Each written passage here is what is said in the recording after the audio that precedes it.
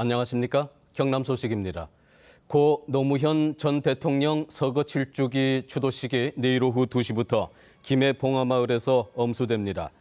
추도식에는 권양숙 여사 등 유족을 비롯해 정진석 새누리당 원내대표와 김종인 더불어민주당 비상대책위원장, 안철수 천정배 국민의당 공동대표, 심상정 정의당 대표와 노회찬 원내대표 등 여야 정치인이 참석할 예정입니다. 추도식은 애국가와 님을 위한 행진곡 제창, 김원기 전 국회의장 등의 추도사와 추모 공연, 유족 인사말 순으로 진행됩니다. 대우조선해양과 삼성중공업, 현대중공업 등 이른바 조선 빅3를 중심으로 한 조선산업 재편은 바람직하지 않다는 주장이 제기됐습니다. 박종식 연세대 사회발전연구소 연구원은 지난 19일 경남도의회에서 열린 조선산업 구조조정 토론회에서 이같이 주장했습니다.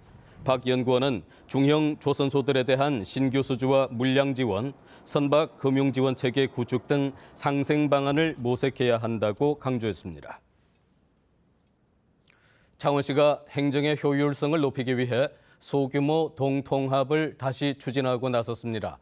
통합 이후 네 번째인데 결국 주민들의 불안을 해소할 수 있느냐가 관건입니다. 송현중 기자가 보도합니다. 동인구가 1000여 명인 마산 하포구의 한 주민센터. 평일 낮 시간이지만 이곳을 찾는 민원인을 보기는 쉽지 않습니다. 한 7, 8명 정도, 한 10명 이내 정도 됩니다. 그에 비해서 조금 더 민원이 좀 작은 편이지 본동이 떠나고 나서는 민원이 조금 더 작아졌습니다. 반면 주민이 53,600여 명인 사파동 주민센터는 늘 민원인들로 북적입니다.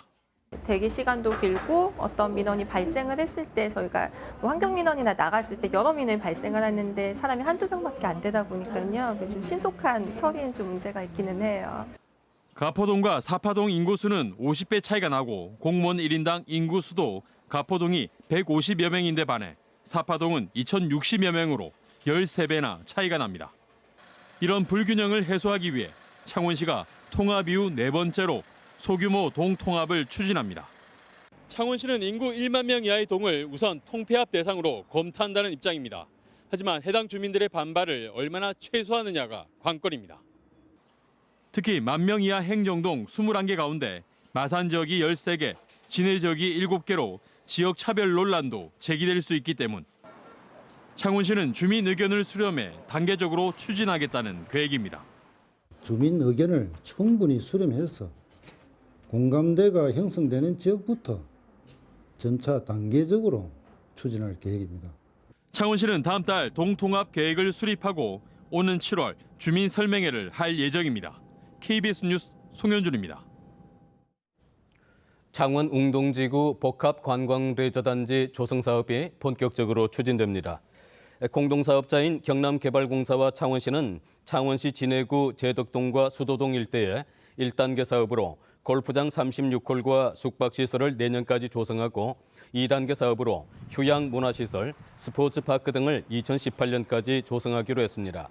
사업 방식은 창원시와 경남개발공사터의 개발사업자인 주 진해 오션 리조트가 3,461억 원의 민간 자본을 투입해 각종 시설을 지어 운영하고 임대 기간이 종료되는 2039년에 무상 기부 체납하는 형태입니다. 올해 남해안 적조는 지난해보다 보름 정도 빠른 7월 중순쯤에 발생할 것으로 전망됩니다.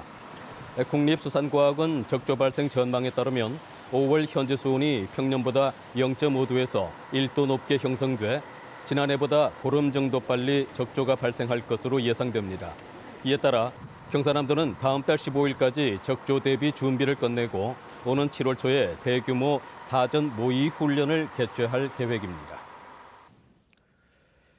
경상남도가 올해 낙동강 녹조 발생에 대비해 오염물질 유입 차단과 녹조 심각 지역에 대한 관리에 나섭니다. 경상남도는 우선 비가 올 때를 틈탄 폐수 배출업체 단속을 강화해 하천으로 오염물질 유입을 막고 하천 정화 활동도 벌이기로 했습니다. 또 녹조 농도가 짙은 9개의 지류와 지천을 지정해 시군에서 직접 관리하도록 하고 조류 차단막과 고도 정수 처리를 강화해 수돗물 안전성을 확보한다는 계획입니다. 경남교육청이 학교 급식 비리를 막기 위해 식자재 납품업체에 대한 현장 조사를 강화하기로 했습니다. 교육청은 학교에서 납품업체를 점검할 때 위생 상태와 납품 능력뿐만 아니라 실제 신고된 업체와 일치하는지, 위장업체나 유령업체는 아닌지 등을 검증하겠다고 밝혔습니다.